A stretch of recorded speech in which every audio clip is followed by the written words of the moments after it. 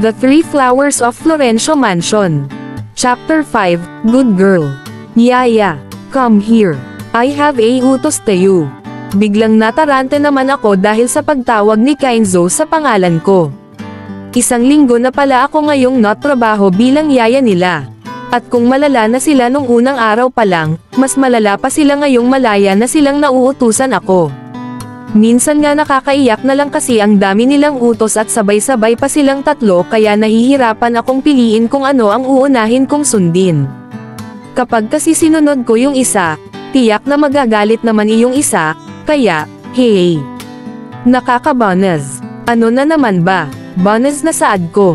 Sa isang linggong pamamalagi ko dito ay nasanay na rin ako sa mga ugali nila.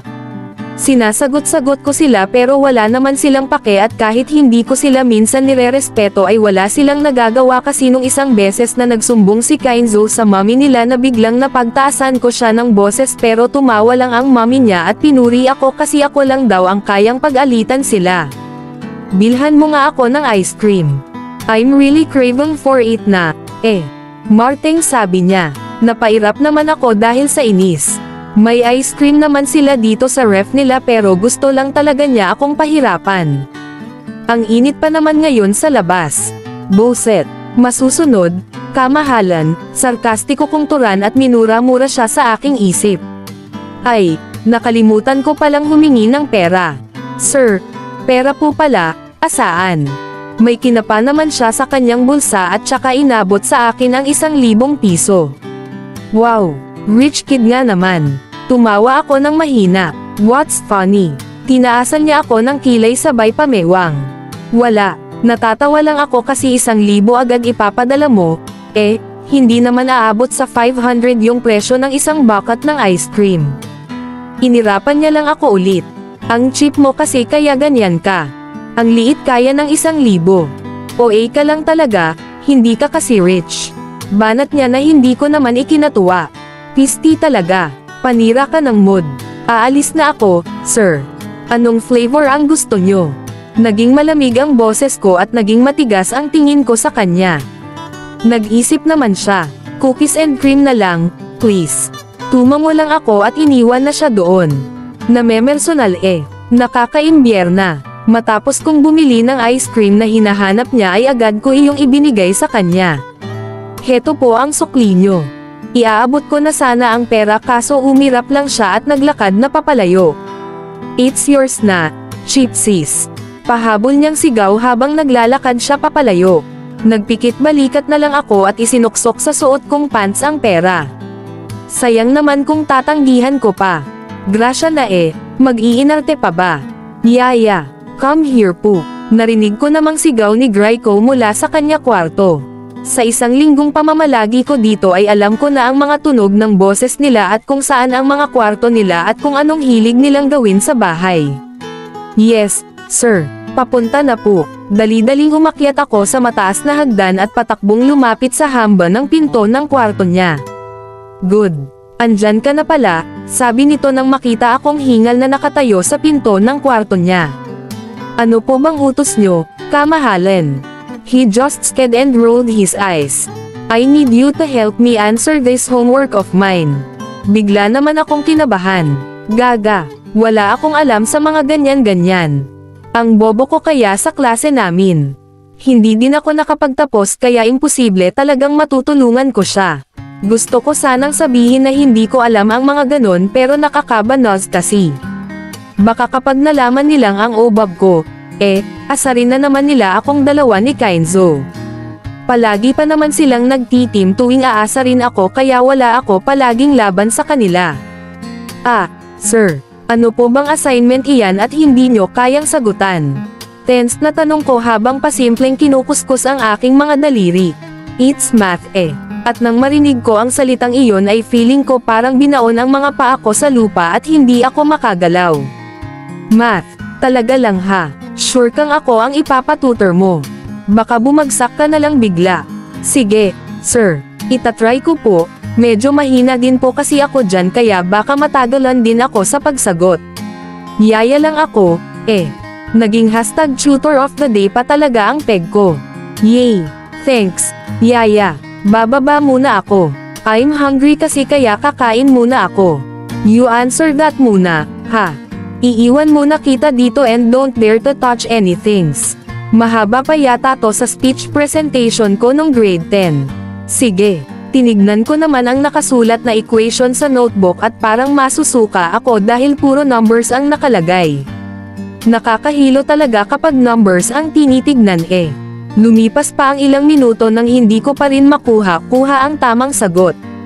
Paulit-ulit kong insolve pero wala talagang effect kahit pag ginamit ko na lahat ng powers ko. Susuko na sana ako at aamin kay Draco na hindi ko talaga alam mag-solve ng problem sa math nang biglang maalala ko si Draythea. Gagi, matalino nga pala siya sa math, I murmured as I dialed her number and called her. Hello, Red, napatawag ka. Kailangan kita ngayon, uho. Hala, bakit? Anong nangyari sa'yo? Sunod-sunod niyang tanong at bakas sa boses niya ang pag-aalala. Kasi inutusan ako ni Draco na gawin ang assignment niya sa math pero alam mo na, di ba Bob ako dito simula pa nung elementary tayo. Natawa naman siya sa sinabi ko.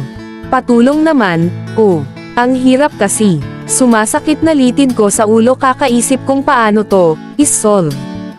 Gaga, bakit ngayon ka lang nagsabi? Alam mo na lang specialty ko ang math, di ba? Sabi pa niya, ang kalmado talaga, math ang pinag-uusapan dito, ha? Pero tignan mo at kalma-kalma lang si ate nyo habang ako kanina pa tense dito at parang maduduwal na sa sobrang nakakahilo ng mga numero. Nakalimutan ko kasi, ikaw ba naman kasi ang aga-aga inang beer na kaagad nung Kainzo na iyon ang morning ko. Buset talaga sa lahat. Hoy, palagi na lang siya ang nang-aasar at nambubuset sakin. Okay, kalma ka lang. Akong bahala sa'yo. Send mo na lang sa akin ang pic ng equations and ako nang mag-a-answer. Ginawa ko naman ang sinabi niya at naghintay ng mga halos kalahating oras bago siya nag-send ng picture ng sagot. Agad ko namang in-copy lahat ng nasa pic at isinulat sa notes ni Draco. Salamat talaga, Bes. Love you. Sinserong sabi ko kay Draythea, buti na lang at tinulungan niya ako. Kung hindi, baka naiyak na ako dito. Sige, bye-bye. Ibinaba na namin ang tawag. Pagkababa ng telepono ay biglang may nagsalita sa likuran ko. Why are you saying I love you, Yaya? Tumawag ba boyfriend mo? Ay, anak ng kalabaw ka. Sigaw ko dahil sa gulat. Bigla-bigla kasing sumusulpot, pake mo ba? Ang chismosa mo. Ika nga nila, mind your own business, di ba? Eddie, sorry, narinig ko lang naman. I came here to check up on you. Titignan ko lang naman if tapos ka nang mag-answer tapos biglang narinig kitang nag-I love you, kaya na-curious ako. Huminga na lang ako ng malalim. Ewan ko sa'yo, bahala ka na dyan. Ayan ang notebook mo at may answer na, buset ka talaga. Kung hindi lang kita boss baka nasupalpal na kita ngayon din. Gigil kung saad bago siya tinalikuran. Laro talaga tong magkakapatid na to Nang sumapit ang gabi ay umuwi ang mga magulang nila at nasa harap na naman sila ng hapag ngayon. You know, lately napapansin kong nababawasan ang mga collection ng mga alahas ko. I don't know if I only misplaced it or someone stole it, salita ni Madam Chi. Dahil doon ay parang nagkaroon ng tensyon sa paligid. Katabi ko lang ngayon si Ate Quirena dahil hinihintay namin silang matapos kumain para liligpitan namin ang kinainan nila. Walang kibo si Ate Quirena at naging parang tuod naman ako doon dahil sa narinig. Ibig sabihin mau magnanakaw dito sa bahay nila. Are you sure about that, Mom? Sabat ni Draco habang busy naman sa pagsubo si Kainzo. Patay gutom talaga. Tumango naman si Madam Chi. I'm certain of it. Hindi ko naman siguro na misplaced kasi hindi naman ako ganon ka makakalimutin pa. I'm sure I always leave it in my room. Tumigil naman sa pagsubo si Sir Matthew. Then sino naman ang magtatangkang magnakaw sa atin? All we did is be nice and this is what they are gonna repay us with. Biglang galit na sigaw ni Sir Matthew. Sumanyas naman si Madam Chi na umalis muna kami kaya nakayukong nilisan namin ang dining area at dumiretso muna sa kusina.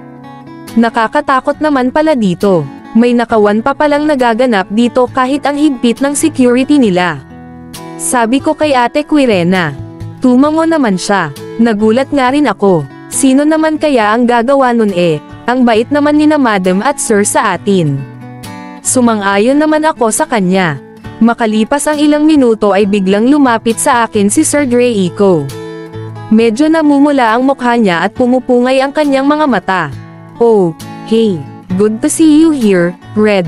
Tila lasing ito. Medyo pagewang-gewang din kasi itong naglalakad at kung magsalita ay hindi masyadong klaro. Good evening din, sir. Tara, samahan mo naman akong lumabas. I want some fresh air, sabi nito tsaka hinawakan ang kamay ko at marahang pinisil. Naiilang naman ako kasi nandito pa si Ate Quirena at nakamasid sa galaw namin. Tumawa na lang ako para maibsan ang kaba sa aking dibdib. Gabi na po, sir. Baka hindi na po tayo payagan nila Madam Chi at Sir Matt. Tsaka mukhang lasing po kayo, eh. He just chuckled. Ako. Lasing. Sabi niya. Pertido may papikit-pikit pa mata niyan. Hindi ako laseng. Tapos biglang nabuwal siya sa kinatatayuan niya kaya maagap ko siyang sinalo. Hahaha, the joke's on you, Red. I'm not drunk. No, I'm not. And he just groaned and pushed me. No, I am not hurt and broken. I am tough and I can live without her, hahaha. Pagkatapos ay walang sabi-sabi niya akong hinayla at nakita ko na lang ang sarili kong nagpatianod sa kanya. Nakalabas na kami ng mansion nila at ang ginaw dito ngayon. Para akong lalagnatin sa lamig, eh. Ano ba kasing trip nito? Na broken lang, dinamay pa ako. Red, pangit ba ako? Kapalit-palat ba ako? Madrama niyang turan habang naglalakad kami. Napairap naman ako. Bakit ba kasi ako sumama sa siraulong ito? Hindi naman, sir, medyo lang, kasi siraulo ka. Then why did she left me? Baka pagod na po siguro siya. Hindi lang pala ako 2 or 40 days video. Naging love advisor pang aam. Yaya ako. Yaya, hindi ako nandito para maging a shoulder to cry on kapag broken sila. Nakakapagod ba ako? Ang abno mo talaga. Boset na yan. Ako talaga tinatanong ng ganyan. Bakit? Ako ba ang girlfriend niyang nakipag-break? Tinamaan nga naman ng lintek. Sir, pwede bang umuwi na tayo? Ang ginaw na kasi dito. Wala po akong dalang jacket o ano, pag-iiba ko sa usapan. Hindi naman siya sumagot sa akin. Hindi ko din naman siya nilingon kasi naiimbierna talaga ako sa mga pinagsasabi niya. Sir, uwi na tayo, please. Sabi ko hanang yakap ang sarili dahil sa lamig ng ihip ng hangin. December na kasi ngayon kaya ganito na ang klima dito sa Pinas. Don't move. Natigilan ako nang maramdamang may mainit na bagay na biglang yamakap sa akin at tumama ang amoy mentol na hininga ni Draco sa aking leeg. Amoy alak din siya pero hindi din naman nawala ang amoy ng mentol sa kanyang hininga. Parang nahigit ang paghinga ko at biglang tumambol ng hysterical ang puso ko. Sir, ano pong ginagawain niyo? Nauutol kong saad. Hindi talaga ako nakagalaw dahil sa higpit ng yakap niya. Nakasubsob din ang mukha niya sa leeg ko dahilan para lalo akong mailang at lalong maging at binormal ang tibok ng puso ko. Just please, don't move, aniya. Pero, sir, siya, keep quiet, I wanna feel comfort. I wanna feel this, Red. I need someone to hug me or someone I can hug. And that's, you. Yung puso ko, sir. Huwag kang ganyan. Akmang aalisin ko ang pagkakayakap niyang nang mas lalo pa niyang hinigpitan ito dahilan para hindi ako makagalaw kahit kaunti. Sir, don't, sabi niya. Nakaangat na ngayon ang ulo niya. Call me sir. I prefer, Draco. Pero, sir, I said call me Draco, Red, he pleaded. Nanlambot naman ang tuhod ko sa marahang pagbikas niya nun. Sir, I mean, Draco, bibitawan mo na ako. Please, now I pleaded. At doon ay tuluyan na siyang bumitaw sa pagkakayakap sa akin at sinulyapan ako ng may ngiti sa labi. He looked at me in the eyes and lifted my chin. Then he said, "Good girl." And I just found myself blushing badly. Kung nakarating ka dito sa dulo, pahingi naman ng subscribe at like. Kita-kita tayo sa susunod na chapter.